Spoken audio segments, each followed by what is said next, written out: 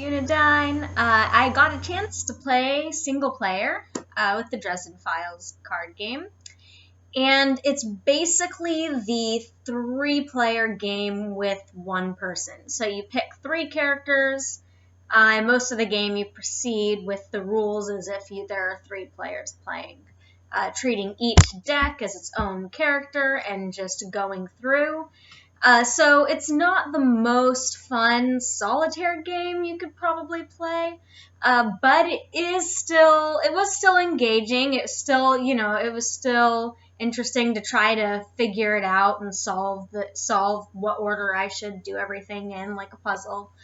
But it's definitely going to be a lot more fun if you can play it with friends, which is what I was expecting. So it's not really a surprise there. I definitely would recommend playing the single player if you've never played before and you're getting together with another group of people who is not as familiar with card games or isn't going to be patient for sitting through the rules. Because what playing through as a single player does do is give you a really good chance to sort of go through and take your time just learning the rules, learning how to play the game, learning what works, what doesn't. So if you are going to be bringing the Dresden Files card game to a group where other people might need convincing to play or aren't going to want to read through the rules, it's worth playing by yourself, specifically to make sure that you can go and just lay out the rules as you're going and lay out the rules very quickly in the beginning, as opposed to sitting there, reading through them, flipping through the book while you guys are trying to play. The biggest other thing that I would consider if you're not going to do that, if you're just paying attention to this playthrough discussion, is to make sure that you pay attention to the amount of fate points that you get. When I did it, I started with 8 fate points available, and I barely won. So this is my first time playing it, but I barely scraped through Stormfront with the 8 fate points. I was playing with Susan, Murphy, and Harry.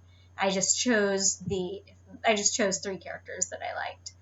But I would definitely, if you're the first time you play, probably start out, whether it's single player or with a group, playing with the easy set of rules, because I did the moderate set of rules. The easiest set of rules, you start with all of the fate tokens, which is I think 12 or 13, all in the main area available for your characters to use. If you don't have any fate tokens available to use, you have to discard cards in order to get more fate tokens available to use. And so this creates sort of a conundrum for you as you're going through trying to solve the case, because you only have a very limited amount of hands in your drawn pile, so in the cards that you can use. And if you're discarding one of those cards, then that can be a lot that you're giving up just to be able to play cards. So I would definitely recommend starting off with the easiest set of rules the first time, just so you can, get used to the game and the rules and have fun without it being super challenging. But if you like a challenge and you're with experienced board gamers, hey, maybe you want to go for the moderate or even the difficult rules. I've been playing board games for a while, so that's why I felt pretty comfortable jumping in with the moderate rules. And I fared okay, but it was definitely pushing it there, and it probably would have been easier for me had I gone with the easier rules, obviously. The other thing that I can think to mention with the single player is that space is going to be an issue, so make sure you have a lot of table space to just lay out all your decks. Because when you're multiplayer, you have people sitting on opposite sides and they only have one deck to worry about. But if you're trying to have everything right directly in front of you, then the table space is going to be really limited right in front of you, because you're going to have 3 different hands that you have open that you're looking at. You're going to have a draw pile and a discard pile, and you're also going to have the board with all the story cards. So it's a lot to have.